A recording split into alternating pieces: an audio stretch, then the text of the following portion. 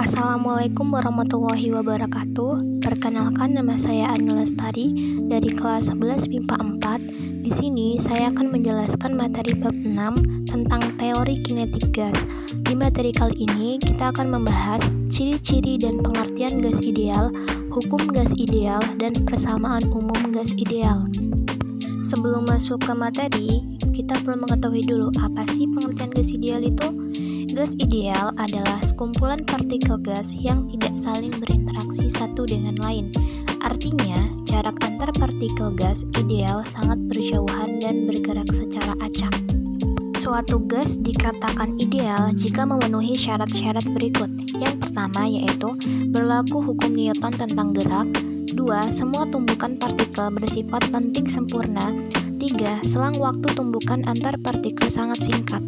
4. Terdiri atas partikel yang disebut molekul dalam jumlah yang besar.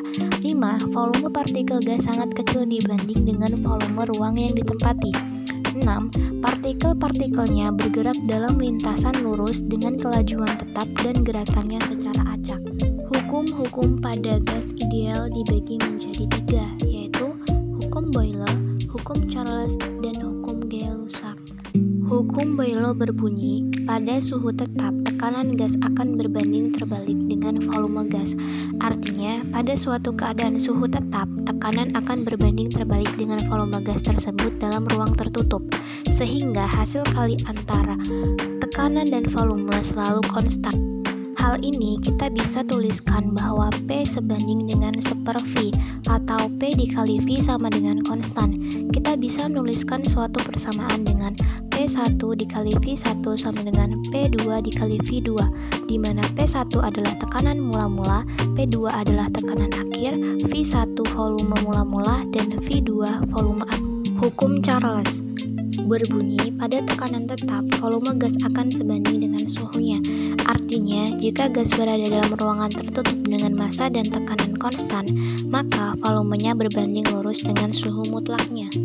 Hal ini kita bisa tuliskan bahwa V sebanding dengan T, atau V dibagi T sama dengan konstan, atau V1 dibagi T1 sama dengan V2 dibagi T2, di mana T1 adalah suhu mutlak mula-mula, T2 suhu mutlak akhir, dan V1 adalah volume mula-mula, V2 volume gas akhir.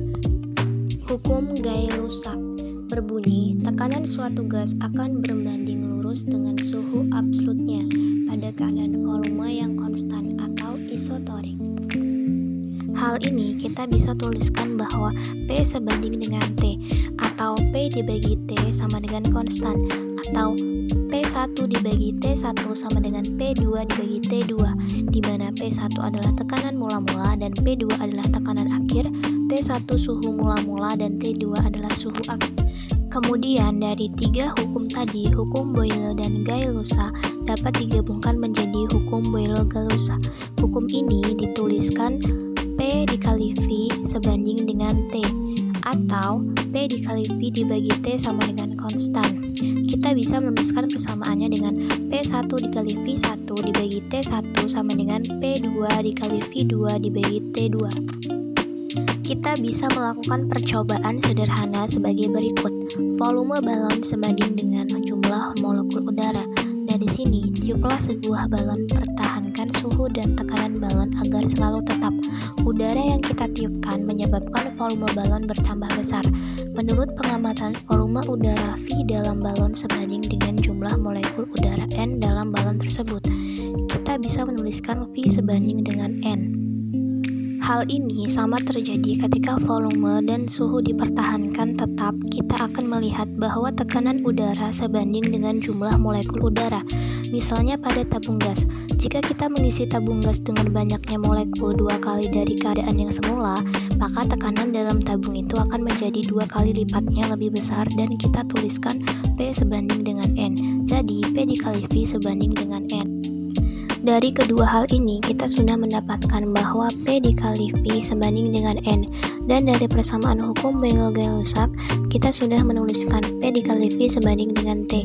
Jika kita gabungkan PV akan berbanding dengan NT. Kemudian, kita melakukan percobaan lebih lanjut. kita akan mendapatkan hasil P kali V dibagi NT, hasilnya akan selalu menunjukkan 1,38 kali 10 pangkat minus 23. Ini kita lambangkan menggunakan huruf K. K sama dengan 1,38 kali 10 pangkat minus 23 Joule per Kelvin. Nah, ini yang disebut sebagai konstanta Stefan Boltzmann. Sekarang kita akan menuliskan persamaan umum gas ideal P dikali V sama dengan NKT atau P kali V sama dengan nRT, di mana R adalah 8,31 Joule per mol Kelvin.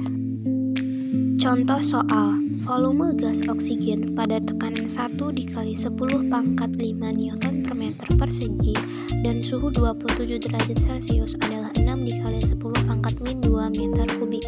Hitung volume ketika tekanannya menjadi 120 dikali 10 pangkat 3 Newton per meter persegi dan suhunya 327 derajat Celcius. Jadi diketahui dari soal, P1 atau tekanan mula-mula sama dengan 1 dikali 10 pangkat 5 Newton per meter persegi dan P2 atau tekanan akhir sama dengan 120 dikali 10 pangkat 3 Newton per meter persegi. T1 atau suhu mutlak mula-mula sama dengan 27 derajat Celcius.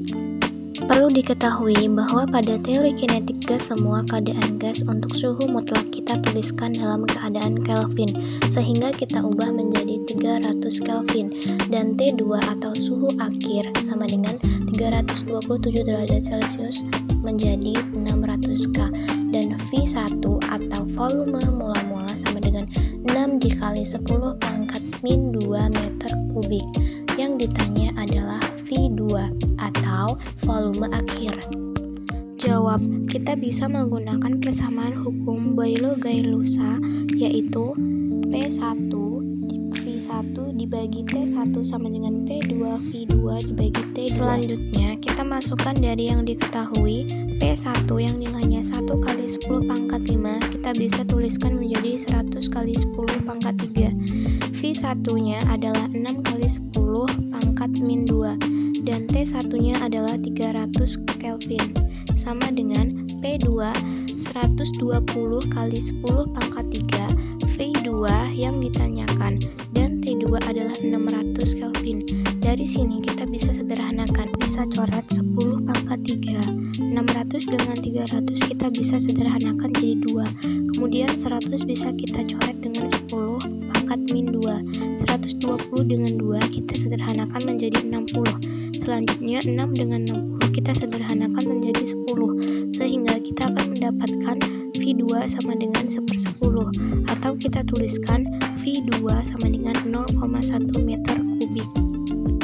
Baiklah, itu tadi penjelasan dari saya. Sekian, terima kasih. Wassalamualaikum warahmatullahi wabarakatuh.